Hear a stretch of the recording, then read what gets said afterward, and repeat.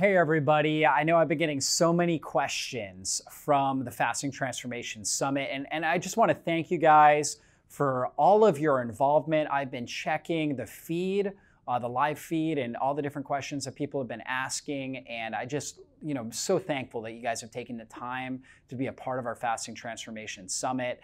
And so I wanted to take a moment and do this video to really address as many of these questions as possible, and to really, to help you guys as you get started with your fasting journey. So the most popular question is kind of this fear of fasting and, hey, am I gonna feel really awful? Am I gonna have die-off reactions and things like that as I start to fast? And I wanna say this, is that, obviously it's a case-by-case basis. Everybody's gonna react and respond differently. I always tell people to just start with a simple fast. If you've never fasted before, get good with the simple fast. 12 hours between your last meal and your first meal.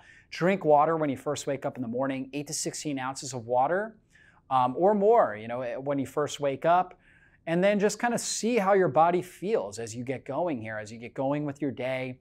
You have different activities, and kind of just extend your fast naturally and intuitively as you go. Now, if you're gonna start like an extended fast, you're like, hey, you know what, I really wanna do a 3-5 day, let's say a 5-day water fast, okay? Then I tell people, number one, it really depends on what your fasting muscle looks like right now. So for me personally, I do 24-hour fasts every week. So 24-hour fast is not very hard for me because I've trained my body to do it. My hardest part of a extended fast is actually from, I would say roughly about hour 30 or so to like hour, I don't know, it's probably like the full second day is like the toughest part. It's when I feel more tired. I feel like I want to eat something. I feel a little bit more deprived during that period of time. And that's because I don't train that often. I might do a fast like that, every 3 to 6 months. And so it's not as trained and built into my system. So that's what you got to understand. Now, will you feel a little bit dizzy at times? Will you feel tired? Absolutely. This is why I always tell people it's a good idea, especially if you're doing your first extended fast, to not schedule anything stressful. Make sure that you're as relaxed as possible. You're in a place where you can rest whenever you need to. Okay. I also recommend you get out, you walk a little bit, like go out to a park, get in nature as much as you can, ground your body by going bare feet on grass, dirt, or sand. Maybe getting some really good sun exposure can be helpful. Drink a lot of clean water, maybe take some electrolytes like some salts, and all of that can be extremely helpful. And so most people, by going through that, will mitigate any sort of unwanted side effects. If you are experiencing significant side effects, your heart is racing, you have this massive pounding headache, you're throwing up, or whatever it is, you've tried the strategies that I talk about in the Fasting Transformation Quick Start Guide, like drinking water, taking some salts, barefoot, getting your bare feet on grass, resting, taking a nap, things like that. If you've tried those things and it's just not going away, you can break your fast. Like it's okay. You may have said, hey, I'm committed. I really want to do this 5-day water fast, and you break it on day 3. That's okay. Don't get down on yourself. Like doing 3 days of fasting, or even a full 24-hour fast, is a remarkable accomplishment. You should be really, really proud of yourself for being able to do that, especially in today's society. It's not easy. So just be proud of yourself wherever you get, okay? Be proud of yourself. Follow the strategies that I talk about when it comes to, trying to mitigate side effects. And again, it's not a terrible thing if you do break the fast, because guess what? You can try doing a fast, next week or next month, or when you're ready to do it the next time. And you'll get better, you'll get stronger, you'll develop the fasting muscle, and you'll develop a level of fasting fitness, and you'll be more equipped to do it next time, okay? So that's the first thing I want you guys to know. Now, here are some other questions that my team, we wrote down that I wanted to make sure we address. Now, one of the common ones was, can I drink coffee? You may see me like looking over here. It's because we have them written on the board there. That's why. Can I drink coffee and still get the benefits of fasting? And that answer, again, it comes down to the individual, all right? So like if we're talking about black coffee, some individuals can drink black coffee and have no impact on their blood sugar or ketones. Other individuals, they'll drink black coffee, their blood sugar will go up, their adrenals will produce a whole lot of stress hormone, and they'll end up with more cravings, they'll end up jittery, they just won't feel as good. So you got to see how your body responds. Now, in general, what I say is, if you're testing your blood glucose or your ketone levels, okay, you drink black coffee in the morning, let's say it's like 7 a.m., you drink black coffee, you can test your blood ketones or your blood glucose around 8 a.m., and within an hour, your blood glucose should roughly be, and I should say you should test before you drink the coffee, should roughly be about 10 points, about 10-point difference, about 10 point, pretty close to the same, okay? And that's a milligram per deciliter rating. And so if your blood sugar was like 80 when you woke up in the morning, you drank coffee, and then it jumped up an hour later, it was 100, you're having a bad response to the coffee. If it jumps up, it's like 85, no big deal, right? So for a lot of people, again, the blood sugar is going to stay around the same. If you're testing ketones, they shouldn't drop more than 0.3 millimole. So if you tested your blood ketones in the morning and they were, let's say, 1.0, they shouldn't drop below 0.7. Otherwise, you're not having a good response to the coffee. So you want to rethink that. It may not be the best thing for you in this particular case. Doesn't have calories, okay, but it may not be the best thing. And that really goes the same with if you're drinking coffee with butter in it or coffee with MCT oil.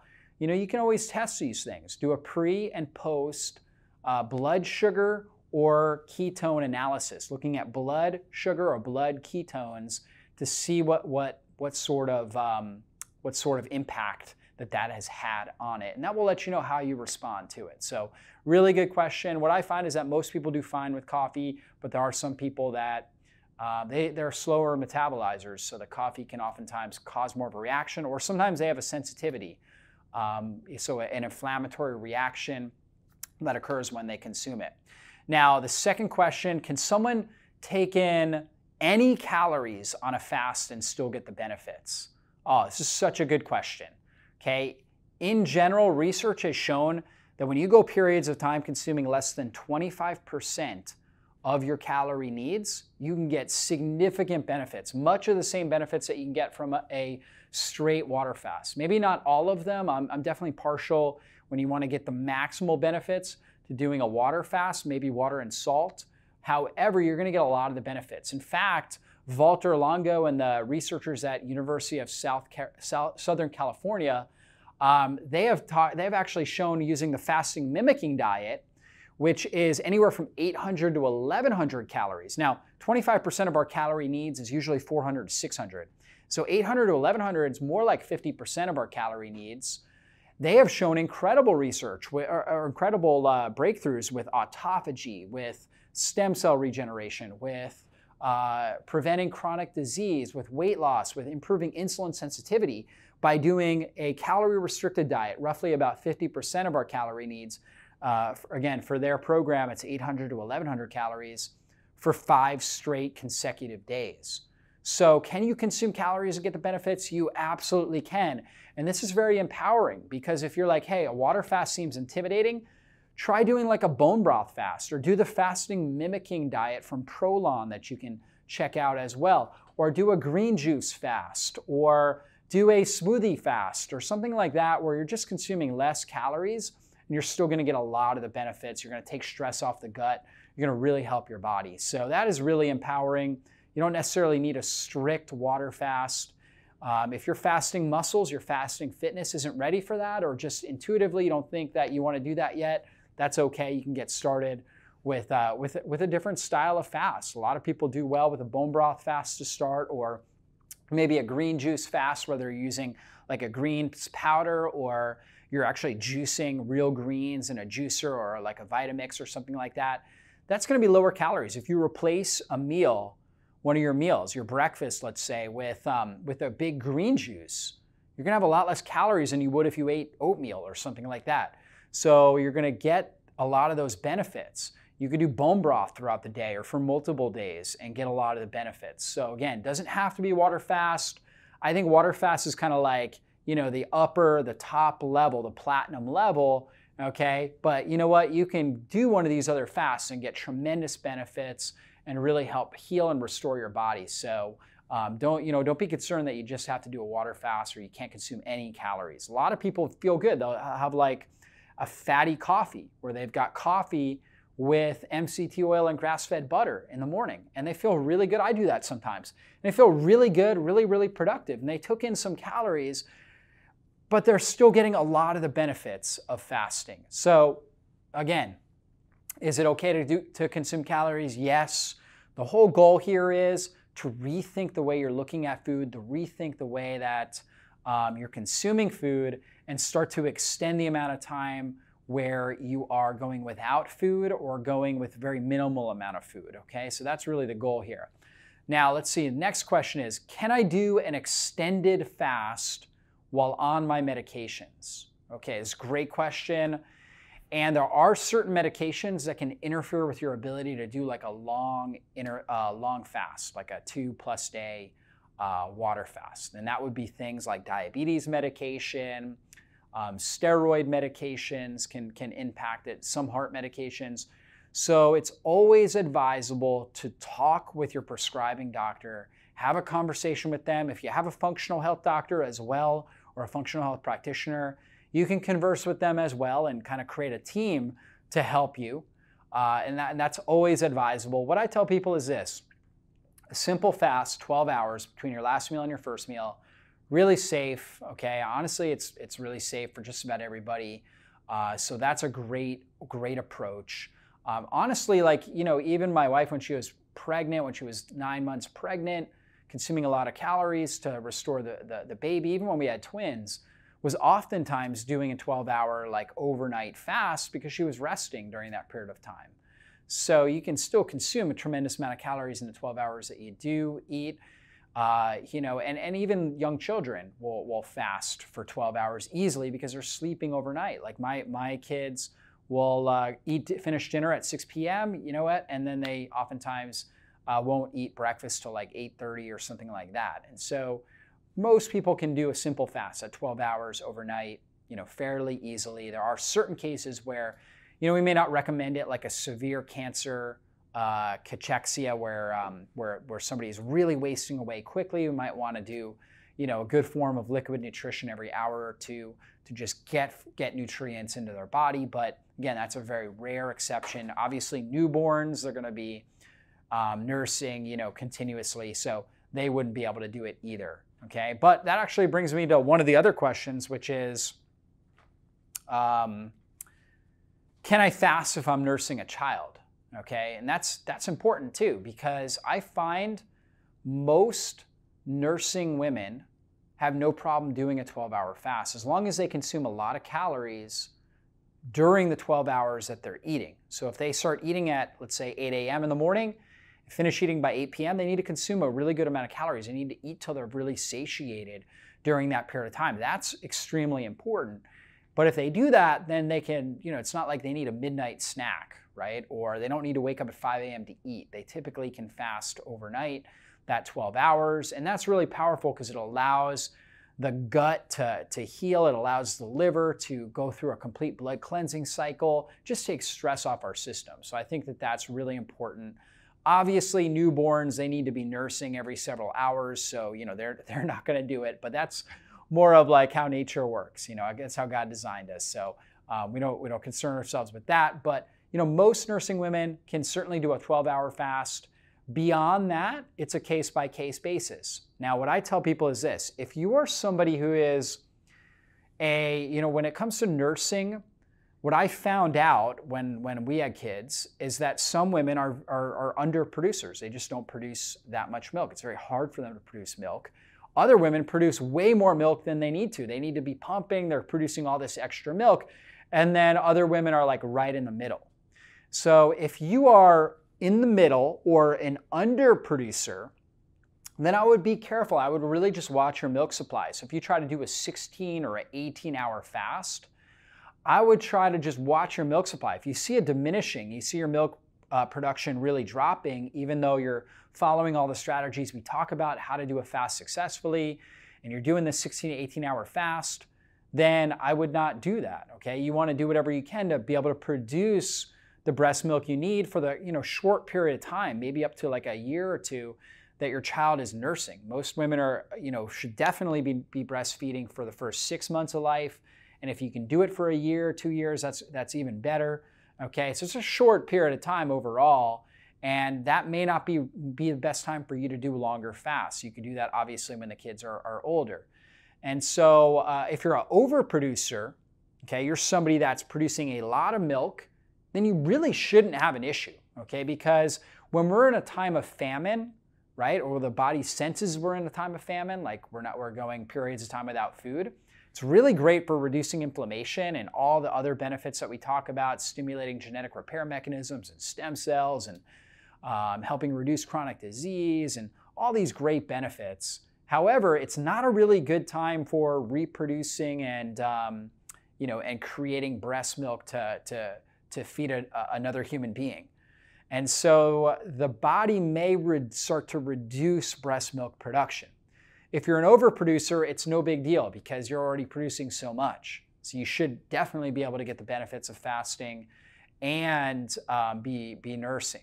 Again, if you're an underproducer though, because that famine stimulus may reduce your breast milk exposure or your breast milk production, it's really important that you just you keep tabs on that. So you're just constantly checking that to make sure that you're producing enough to feed your child properly. So it's a great question. And a lot of people ask me about age restrictions as well, like can kids fast? Without a doubt, kids can do a 12-hour simple fast, overnight fast. Many kids can easily do a 14-hour and even sometimes, in some cases, up to a 16-hour fast. Beyond that, I'm not a big fan of fasting kids unless maybe they've got some sort of a chronic disease. In certain cases, working with a trained healthcare practitioner, I know in Europe they fast kids often. In America, it's really not accepted. I don't advocate it, but in certain cases, it can be effective. Again, this summit's not about advocating anybody to fast a child, but a simple fast, like we said, 12 hours, maybe up to 14 hours, maybe up to 16 hours. Kids should be totally fine with that. My kids are doing 14-hour overnight fasts. They're growing fast. They're 3 years old, twin boys, and they're doing overnight fasts without an issue. So kids can certainly do that. Again, beyond that, I would be careful with fasting. And when can somebody really, start to get the benefits of fasting beyond, being a child? Really, that adult stage. Once you stop, you kind of finish your growth spurt or finish growing, that's when you might consider doing like more of a longer fast beyond 16 hours, okay? So like even teenagers can really benefit from a 16-hour fast. Huge fan of getting teenagers doing 16-hour fasts and eating 2 to 3 really good sized meals in that 8-hour window. So that would be really good to do that unless they have some sort of an eating disorder, which we never recommend. Somebody that has bulimia or anorexia or something like that should definitely not be fasting. Let's just focus on healing with good nutrient-dense foods. However, if you don't have that and you want to do this time-restricted feeding, eating with like an 8-hour time range, can be awesome for teenagers. It's like, hey, eat breakfast at 10 a.m., eat your second meal at 1 or 2 p.m., and then eat your dinner at 5 or 6 p.m. Okay, something along those lines. As long as you're eating well, okay, good, high quality foods and eating till you're full, till you're satiated, no problems at all with that. So hopefully that helps address any sort of age restrictions. As you get older, you're finished growing, you're, in your 20s, you can definitely start to extend that out, maybe do a 24-hour fast or a 36 or a 48 or something like that, or even do, a 3 to 5 day fast if you want, and get the benefits of that, okay? So, but I wouldn't do those longer fasts until you're finished growing really in your early 20s and beyond. So next question is, can I exercise while fasting? And you without a doubt can. And what I want you to understand is, number one is this: when you're doing a fasting approach, like let's say you're doing a 24-hour fast, I would highly recommend making sure you're getting out and moving, okay? So that's the first thing. And I'm gonna differentiate between moving and really high intensity exercise. So moving would be walking, okay? Just going out, doing something really light, something that you can have a conversation and still do. So that might be walking, it might be being light on the elliptical machine or on a treadmill or on a stationary bike or something along those lines, something that you can have a conversation with, I call movement. Okay, so you're moving your body. That's very anti-inflammatory, very easy for you. Everybody can do that. Now, as far as exercise, okay, if you want to do high intensity exercise, you definitely can do this fasting. However, I would recommend getting in some level of fitness first, okay? So, I wouldn't make it like your first time that you exercise at a high intensity when you're at the peak of an 18-hour fast. Like, if you haven't exercised at all and then you haven't eaten since dinner at 6 p.m. and it's now 12 p.m. the next day, you're around lunchtime, that's not a good idea to do your exercise for your very first time. Not a really good time. Now, could you do it in the morning on an empty stomach? Certainly, I think you'd probably be fine as long as you're hydrated. But I wouldn't try to extend it beyond like 14 to 16 hours and then do the fast. Now, once you have a certain level of fitness and you've been practicing intermittent fasting for a little while, you can absolutely do this. In fact, I do this. I wouldn't even consider at this point in my life doing exercise after a meal. I want to give myself the maximal amount of time to digest food, so I don't eat anything before I exercise.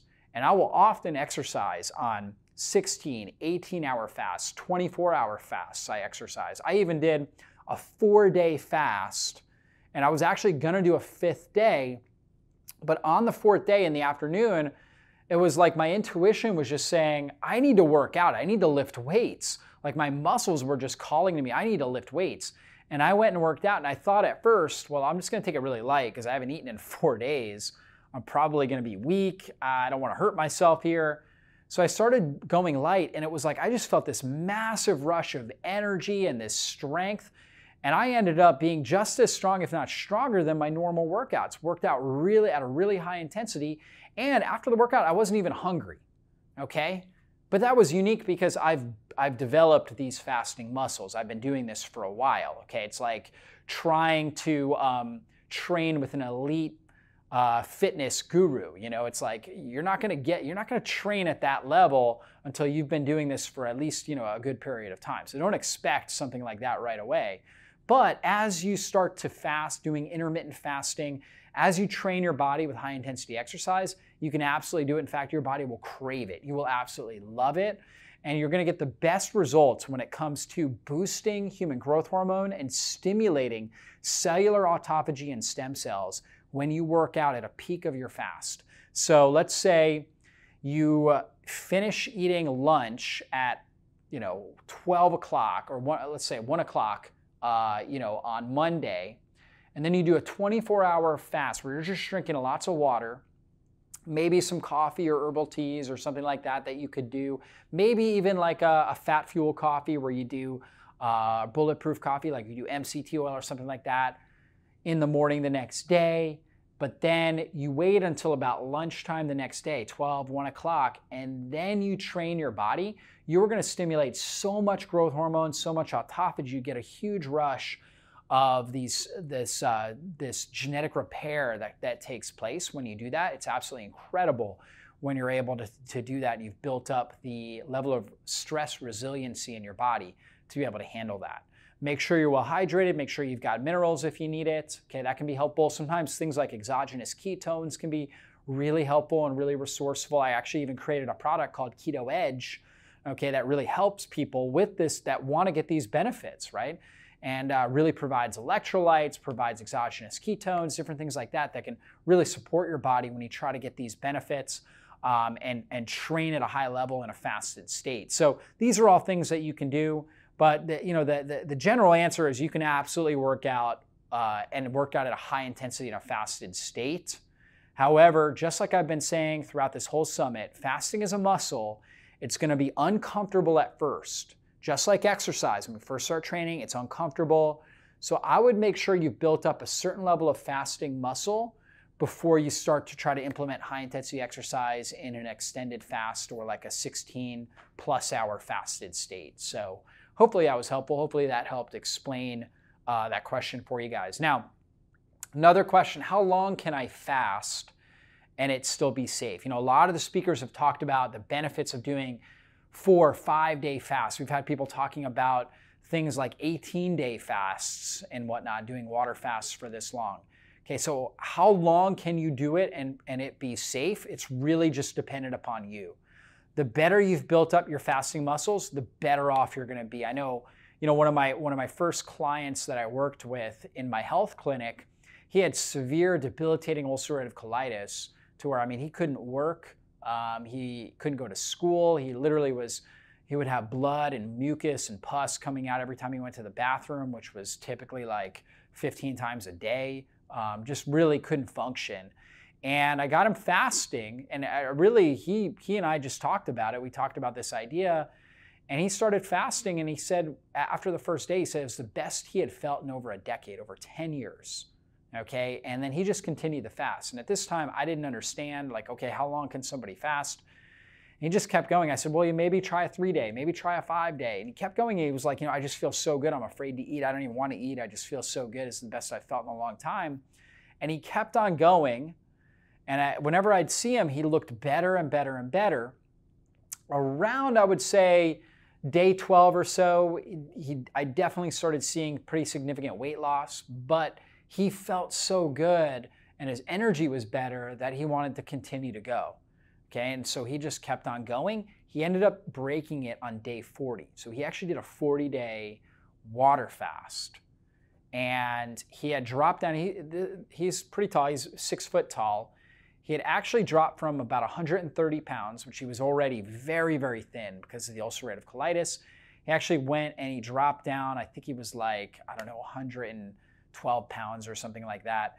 He was extremely thin, okay, skin and bones. Parents were worried about him, but he had felt so good. When he started eating again and he started training his body and then doing this sort of training with doing high intensity strength training in a fully fasted state, within 6 months, he got to 175 pounds of muscle. 6 foot, 175 pounds, looked ripped, looked amazing. So it was really profound, the kind of changes and transformation that he saw. And here, these are kind of results that you can see when you do this properly. However, how long can you do an extended fast? Do it until your intuition tells you need to stop. That's what I tell people, okay? So you might have a goal of doing a 7-day water fast, but if you're feeling really bad, you're feeling really awful on day 5, you've tried all the strategies, the mitigating strategies that I've given you and that the other presenters have given you, you're still feeling really bad, then break your fast. It's not a bad thing. You're gonna get a lot of benefits from doing these fasts, and ultimately fasting is a lifestyle. So it's not like we're only gonna do one fast, that's it, then we're gonna go back to eating 3, 4, 5, 6 meals a day. It's not the case. We're building a lifestyle around this. So, if you don't hit your goal on one fast, it is okay, right? It's not the end of the world. Break your fast when you're ready to break it, okay? So again, it's always good especially if you're gonna do a very long extended fast, to work with a doctor, especially if you've got a chronic disease or if you are on medications. Would highly recommend working with your doctor on that. It's always good advice there. Okay. Let's see. Will I lose a lot of muscle on a fast? A really good question. I have always had this concern, would I lose muscle on a fast? To me, like the worst thing in the world to my physical body is like losing muscle. I hate that. I'm already very thin. I was told I was skinny my whole life. I work out intensely. I've worked out really hard to earn the muscle mass that I have. Why would I want to just lose it by fasting? Okay, and some of you guys out there are listening really can relate with that idea. Okay, here's the good thing. The hormonal response when we are fasting, we're going to stimulate human growth hormone. Human growth hormone tells the body, preserve lean body tissue, preserve muscle mass. It tells the body to do that. Now, there's also something called cellular autophagy, where the body starts to break down some of these older decaying cells and breaking down older decaying mitochondria. So whatever muscle mass, because after a period of time, you are going to start to lose muscle. Now, on an intermittent fast, you're really not going to lose muscle, okay? So you're fasting 16, 18, 20 hours. You're not going to lose muscle during that period of time as long as you're eating till you're satiated when you do eat. So like you fast when you're fasting, you eat and you eat really well when you are eating. In your building window, whatever time that is, if it's an 8-hour eating window, if it's one meal a day, you eat and you eat really well till you're really satiated, okay? You wanna be full at the end of that meal. That doesn't mean you wanna be full to the point where you have massive acid reflux, okay? You feel nauseous, you feel bloated. It doesn't mean you wanna go beyond that point, but you wanna feel really full. You wanna feel really satiated. You wanna feel well-resourced, okay? That's very important. As long as you're doing that, you're not gonna, and you're training your body, you're not changing your training habits, you're not gonna lose muscle mass, okay? So you don't need to worry about that. Now, if you're doing an extended fast beyond 2 days, all right, now you can definitely lose some muscle mass. However, the muscle mass that you do lose is actually the poor quality muscle. Your body is actually very intelligent. There's incredible intelligence within us. The innate intelligence tells us preserve the best possible muscle tissue, but we've got all this muscle tissue that's been damaged by stress throughout the course of our life, okay? The tendons are damaged. There's genetic damage to some of these muscle cells. There's mitochondrial damage. That's the cells the body's gonna break down. So it's gonna break down the muscle mass you really don't want, okay? It's like if you're trying to do renovations on a home, the area of the home that you really like, you're not gonna do the renovations on. You're gonna do the renovations on the area of the home that's of poor quality or that you wanna change and adapt. And that's really the same thing that the body's gonna do. It's gonna do renovations on muscle tissue that's of poorer quality. It's gonna make it better. It's gonna make it serve you at a higher level, be stronger, more resilient to stress, and that's what you want. So if you do lose muscle mass doing an extended fast, you will actually gain new, stronger muscle cells. And then once you get back into eating, okay, and eating well as training your body, you're gonna regain that muscle mass and you're gonna regain it in a much more superior form than what you lost. So hopefully that really helps those of you guys out there that had that concern. What if I feel a strong sense of hunger when I fast, okay? You know what, if you feel that, that's normal. Like that's totally normal. I feel it too sometimes when I'm fasting. And what happens is when our stomach gets empty, we secrete this hormone called ghrelin. And ghrelin tells us I'm hungry. It starts to make the stomach growl. Ghrelin like growl. Stomach starts to growl, you start to get hungry. Now, ghrelin is also stimulated based on a conditioned response, okay? So if we're used to eating lunch at 12 o'clock and it's 12 o'clock, we should be secreting some ghrelin to tell us, hey, it's time to eat, I'm hungry, this is normal. We call it a hunger wave. Okay, it's just a wave, you gotta ride it out. So how do you ride it out? What's a good strategy? Drink 8 to 16 ounces of water. That will naturally stretch and expand the stomach, which will slow down the ghrelin. You won't feel as hungry. So if you do that, you'll feel a lot better and you should feel good that way. Okay, now what you'll notice is if you're living a fasting lifestyle, there's gonna be times where you're gonna feel hungry and you need to eat. And that's okay too, right? You can certainly eat as well. How do you differentiate between, hey, just a hunger wave and like, hey, do I really, really need to eat? Just trust your intuition. That's what I tell people, just trust your intuition. I say, hey, start by drinking 8 to 16 plus ounces of water. Drink the water, wait about 10 minutes. If you're still feeling really, really hungry, like not an emotional desire to eat, but like, hey, I am so hungry, I really need to eat, okay? Then eat something. Again, not the end of the world, okay?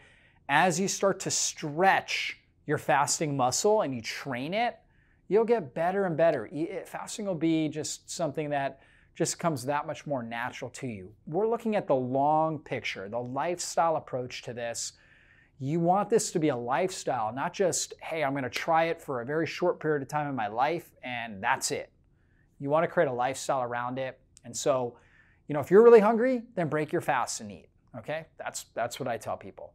But remember that there are hunger waves and you can suppress those hunger waves by drinking water, by being busy. A lot of times people are busy during their hunger waves, right? You're working on projects or whatever it is, you're traveling. Like right now, I usually eat lunch, and this is like right around the time I'm doing this video when I normally eat, okay? Even when I do 24-hour fasts, which I do 2 to 3 times a week, I'm going lunch to lunch on those fasts. So like right now, like as I'm talking, I'm actually suppressing a hunger wave because I'm doing this video. Like if I was just sitting around, I'd be like, it'd be really nice to eat lunch right now. I would have a hunger wave.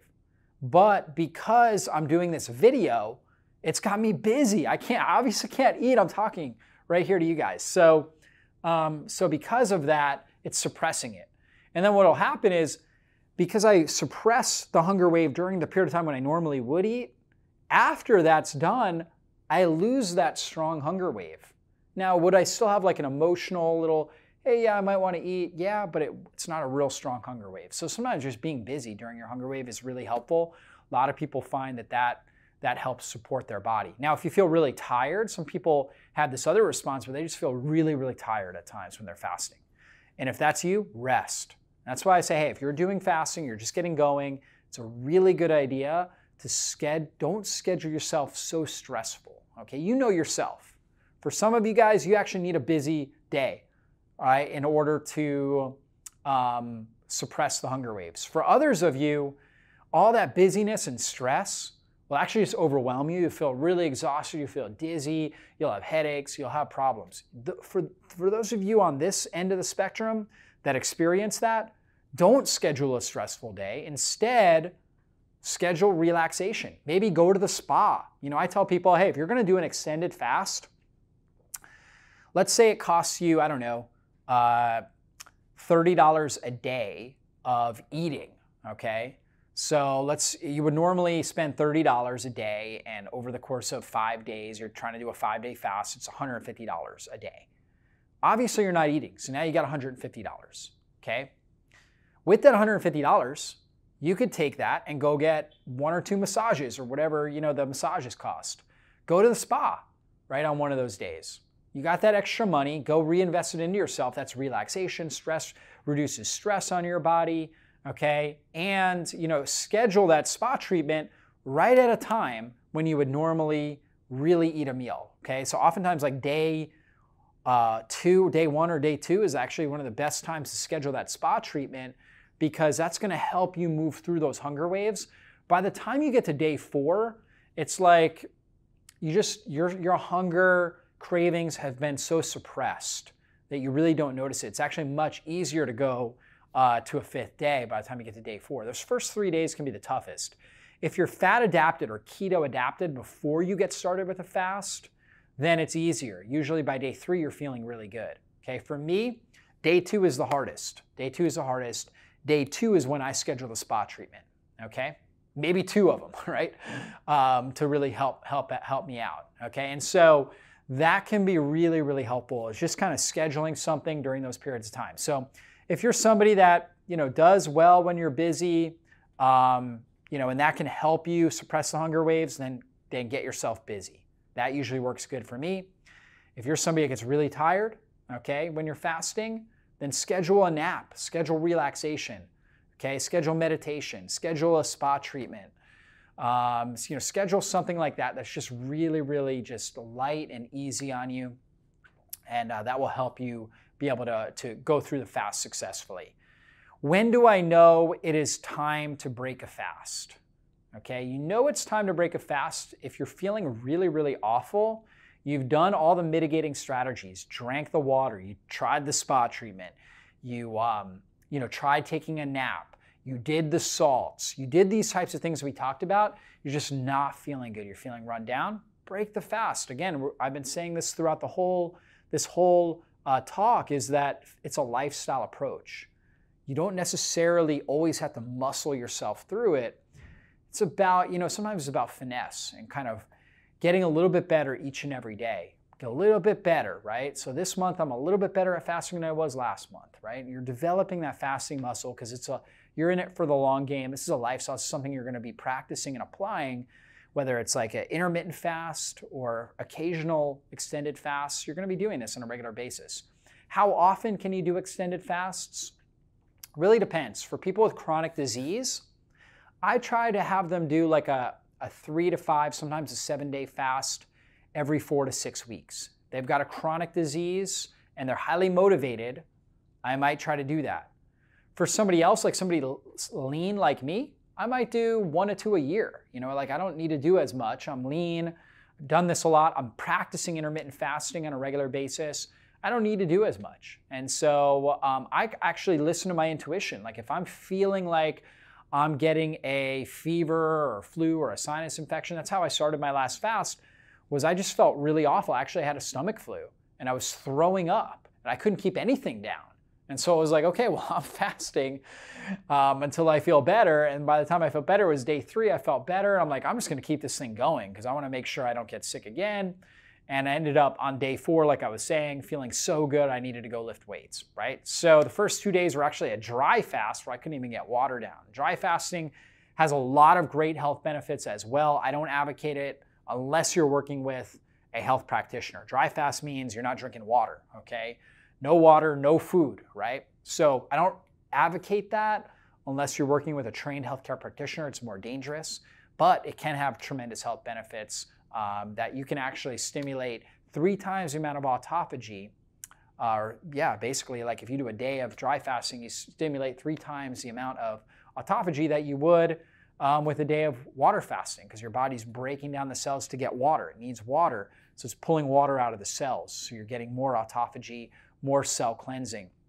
But again, it can be dangerous, so I don't recommend that unless you're working with a practitioner that knows how to coach you through it. So be sure of that. But I do it based on intuition, right? So just is my body saying, okay, you know what?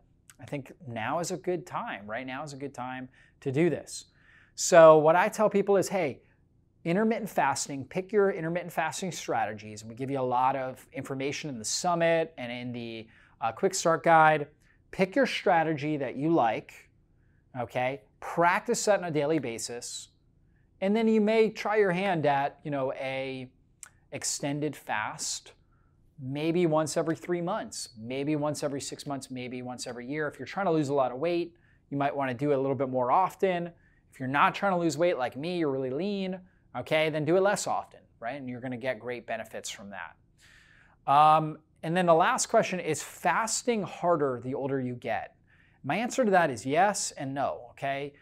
Yes, because there's more metabolic damage. The more metabolically damaged somebody is, the harder it's going to be to fast right off the bat. It's kind of like exercise again. The more metabolically damaged you are, the more painful and uncomfortable exercising, like going out and doing a sprint might be, or trying to lift weights, okay? It's going to be more uncomfortable. It's the same thing with somebody who's older. They're more metabolically damaged, okay? But that's okay, because just like exercise, over time, you start small, you build up those fasting muscles. You get stronger, you get more resilient. Before long, it becomes a lot easier. And I typically will tell people, if you want to make your extended fast as comfortable as possible. So you're like, you know what? I have a goal this year. Okay, we're doing this summit in January. I have a goal this year. I want to do a 5-day water fast this year. There's 2 ways you could do it. You could start tomorrow with a 5-day water fast, and that would be like saying, hey, I really want to run a 10K this year. I want to run 10K, and you go out tomorrow and you run a 10K, okay? It's gonna suck. If you've never fasted before, you never trained before, it's not gonna feel great, okay? You're gonna feel really uncomfortable. It can be really painful. If you wanna make it more comfortable, do a gradual approach, train your body, and you can say, you know what? I wanna have trained my body so I'm ready to do that 5-day fast in, let's say, 6 months, 9 months. And you just start by doing intermittent fasting. And you get to the point where you can do a weekly 24-hour fast, no problem. And maybe a weekly 36-hour fast, where you eat dinner on Saturday, you don't eat until, let's say, breakfast on Monday, the following day. You're like, hey, that wasn't that hard. I can do that. By the time you get to that point, your body is ready. You've built up the fasting muscles to be able to now do a longer fast. It's not going to be as uncomfortable and as painful. So now you can do it. Okay, now you can schedule it out, prepare your body appropriately, and go ahead and do it. Okay, so that's pretty much how you want to do it. Between 3 to 5 day fasts, I typically am recommending at least 4 weeks. So you can kind of regain your system, regain your calories, especially if you're underweight. If you're overweight, probably not as important. You can I've had there's a lot of people that I've worked with that will eat on the weekends and do a 5-day fast Monday through Friday. Okay, and they lose a lot of weight quickly. They feel really, really good, and they just keep themselves really busy Monday through Friday. On the weekends, they enjoy great foods, obviously highly nutrient dense foods, and they hit their health goals, and they get amazing response. They get amazing health transformation that way. So there's a lot of different ways that you could do it. If you're underweight, it's certainly, you don't want to do too many extended fasts too quickly. You'll lose weight. You won't be able to rebuild that really good muscle that we talked about. So you gotta pace it for yourself. Typically 4 to 6 weeks at least between an extended more than 2-day fast is a good approach to take. Okay, and you may just do one a year, one every 6 months or something like that. Okay, so you'll find a good strategy that works for you, and trust the innate intelligence within you. Trust your intuition. Trust, the leading. I'm Christian, so I would say trust the leading of the Holy Spirit, right? And I just feel like sometimes the Holy Spirit tells me, hey, now is the time to fast, okay? And then I'm going to fast. And so that's what you want to do, and that's really the best advice to get started and get going. Hopefully you guys are really enjoying the summit and that this Q&A helped clear a lot of this stuff up for you. Remember, the goal is to just get started. Start with the simple fast. The simple fast, 12 hours between your last meal and your first meal. If you've never fasted before, that's where to start.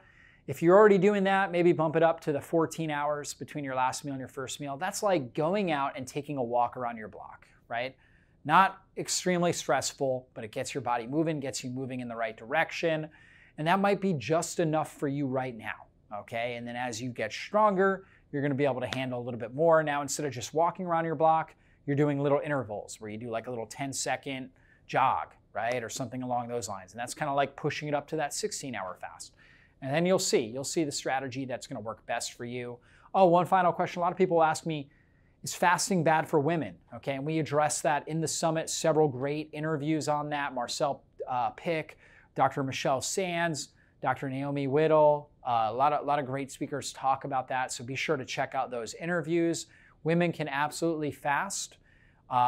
Many women right around their menstrual cycle find that they're more hungry and have more cravings. And I say, hey, trust your intuition. You might fast, outside of, that part of your cycle. So you may notice different changes, as you're going through your menstrual cycle, totally fine. So just listen to your body. And that's really ultimately what all of this is about, is developing a level of kinesthetic intelligence, a mastery of our own body.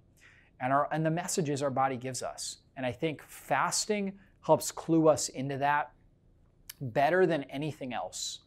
Really helps us clue in to the messages our body's giving us. Are they real? Do we really need to address it or not? And you'll find over time that the more that you do this, the better kinesthetic intelligence and intuition, bodily intuition you experience. And so hopefully you guys got a lot out of this. Hey, if you are, definitely consider owning the entire Fasting Transformation Summit for yourself. I would love that if you own this and shared it with your friends and your family. That would be an amazing gift back to me and my team for producing this content, almost like how you would tip your waiter at a restaurant. That would be such a blessing. And I'd love to hear your feedback on this interview and if this really helped you guys out. So be blessed, everybody, and I'll see you soon.